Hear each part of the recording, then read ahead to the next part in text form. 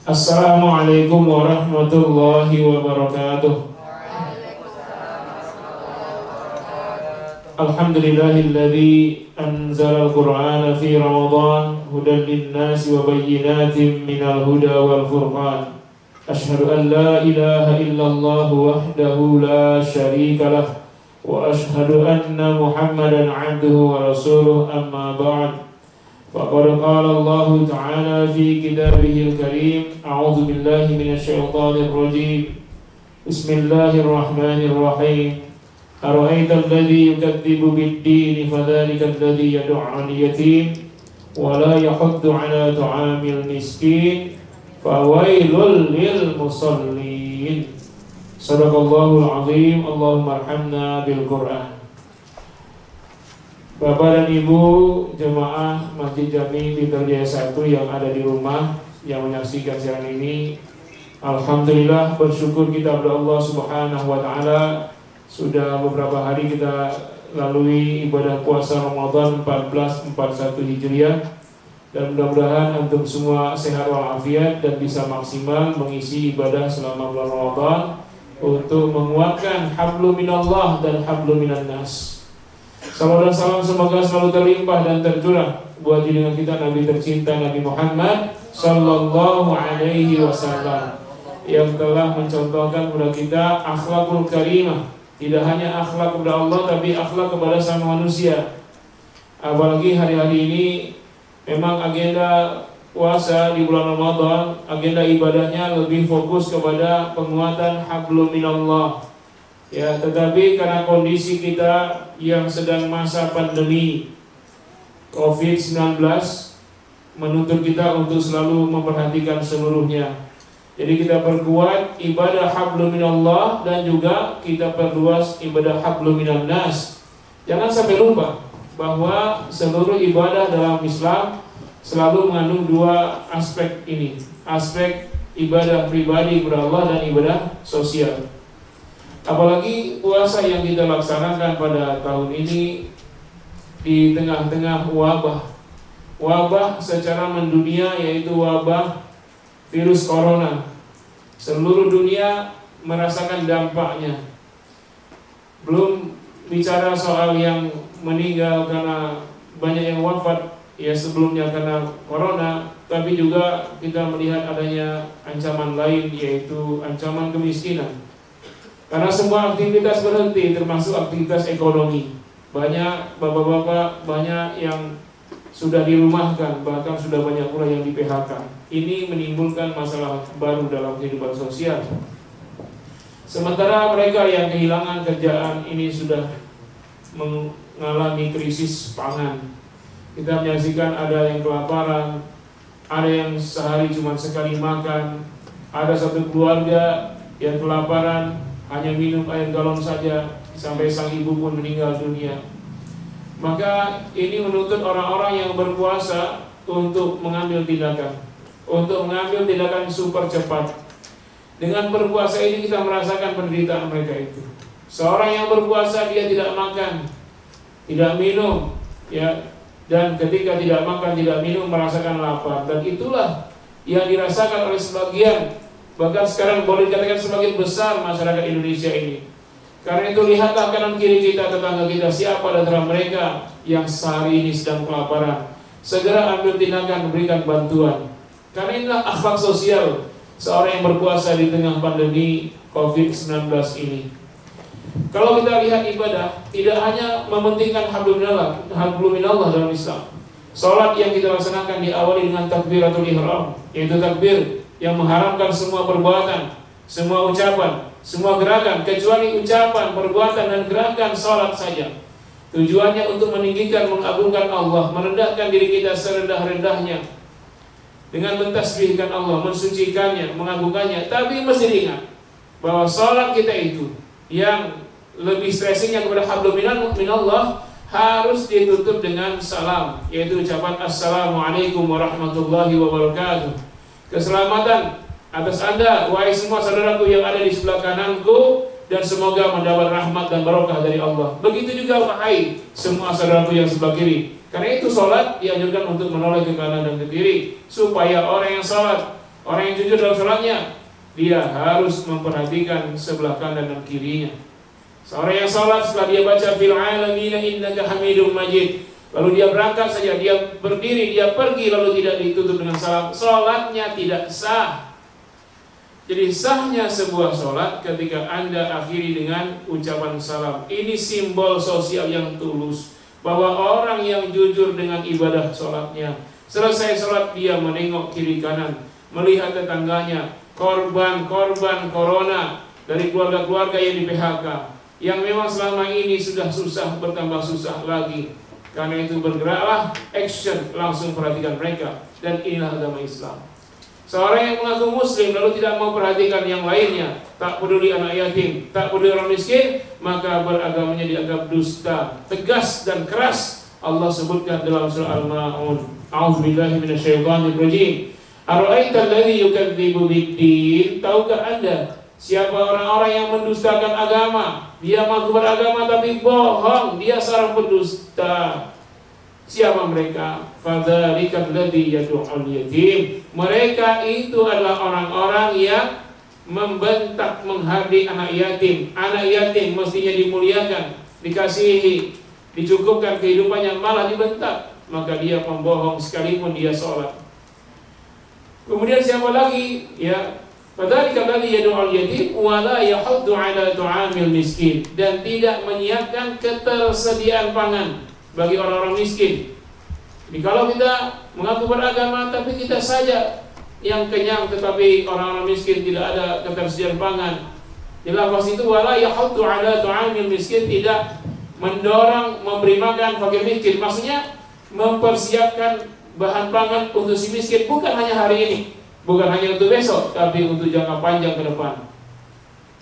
Jadi orang yang jujur beragama, dia akan perhatikan orang-orang yang kelaparan di sekitarnya, dari orang-orang fakir dan miskin, anak-anak yatim yang terbengkalai. Kalau tidak, maka Allah katakan fawailul lil musallin, maka neraka wail, ya, bagi mereka tetap di neraka wail kalau tidak menyantuni fakir miskin dan tidak memberikan kemuliaan kepada anak yatim, maka neraka wail, ya, tetap masuk neraka walaupun mereka musallin, orang-orang yang sholat saja tetap masuk neraka. Nah, inilah pentingnya Bapak Ibu sekalian, kita memperhatikan saudara kita di tengah-tengah badai yang menerpa, yaitu wabah COVID, dan ditambah sekarang ini di Jabodetabek sudah mulai pula wabah demam berdarah, wabah DBD. Nah, ini menjadi beban berat lainnya yang mesti kita tanggung bersama. Jemaah Bapak Ibu rahimakumullah yang saya muliakan dan saya cintai. Kita berpuasa merasakan lapar agar kita merasakan pedihnya kelaparan. Tapi lapar puasa kita diawali dengan kenyang makan sahur. Mereka telah kelaparan sebelum sahur, tidak tahu makan apa sahur. Kita akan mengakhiri lapar kita dengan kenyang berbuka puasa. Mereka tidak tahu nanti akan berbuka dengan apa. Kalau lapar kita ini hanya di bulan Ramadan saja, mereka lapar sepanjang bulan. Kalau lapar kita ini hanya di siang hari saja, mereka lapar siang dan malam. Nah, karena itu dalam Islam, ya, selain sholat yang merupakan rukun Islam, Allah menetapkan zakat sebagai juga rukun Islam. Bahkan perintah berzakat itu digandengkan dengan sholat, dengan berbagai redaksi. Misalnya aqimus shalah wa atuz zakah, dirikan sholat dan tunaikan zakat. Ini berulang-ulang sebanyak 82 kali dalam Al-Quran. Kenapa Allah mengulang sampai 80 kali? Menunjukkan saking pentingnya kedua-duanya. Tidak bisa memilih salah satunya. Karena seorang yang sholat saja tidak berzakat, maka Islamnya batal. Seorang yang zakat saja tidak sholat sama.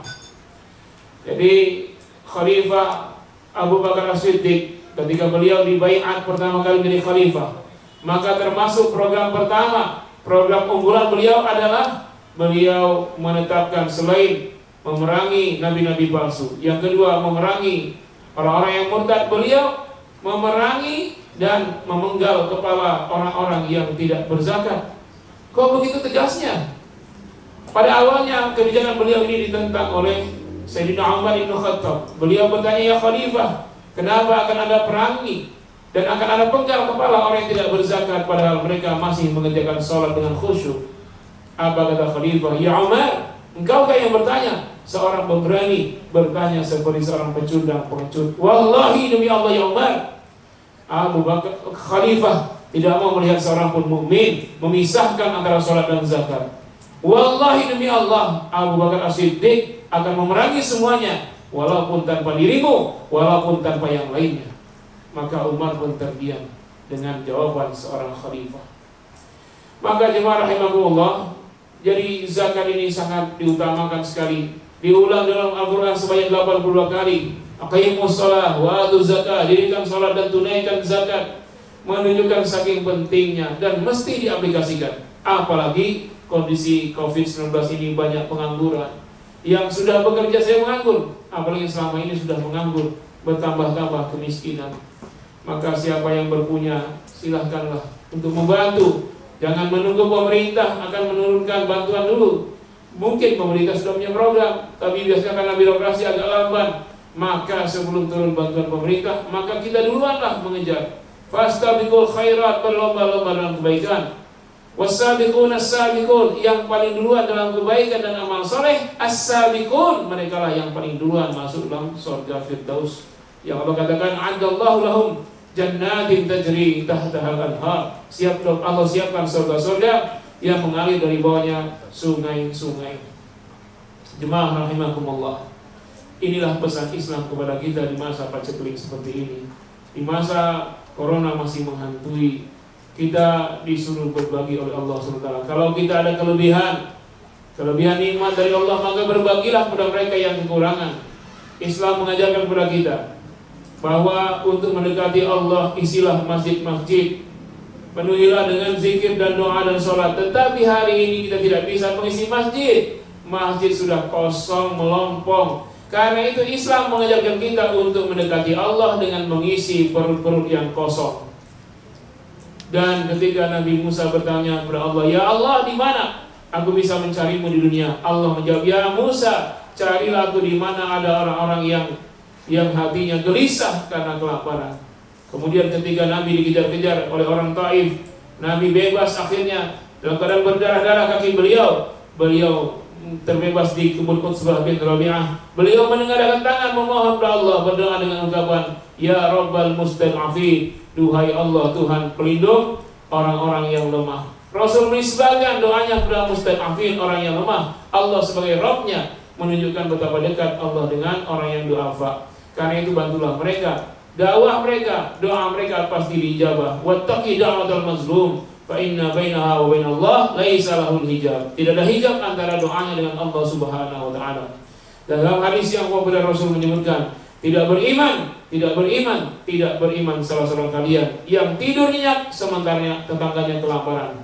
Terakhir di mas kalian, di dalam hadis kursi bahwa Allah Subhanahu wa taala akan mensidang semuanya. Ketika di yaumil mahsyar Allah sidang semuanya, wahai hamba-hambaku, dahulu aku lapar, kalian tidak memberiku makan. Aku sakit, kalian tidak mengobatiku. Dan aku tidak berpakaian, kalian tidak memberiku baju. Seluruh yang di dalam menjawab, ya Allah, bagaimana mungkin kami memberimu makan, pakaian dan obat-obatan kepada Engkau Rabbal Alamin. Allah pun menjawab, wahai hambaku, di dunia dahulu ada hambaku yang kelaparan, yang sakit, yang tidak mampu membeli pakaian. Sekiranya kalian mendatangi mereka, lalu mengenyangkan mereka yang kelaparan, menutupi tubuh mereka dengan pakaian, dan mengobati mereka yang sakit, pastilah kalian akan menjumpai aku di situ.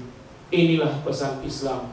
Demi untuk kebaikan semuanya, maka tunaikanlah jemaah sekalian. Kita berpuasa menyembah Allah, hablum minallah, sempurnakanlah dengan kesolehan sosial, hablum minan nas.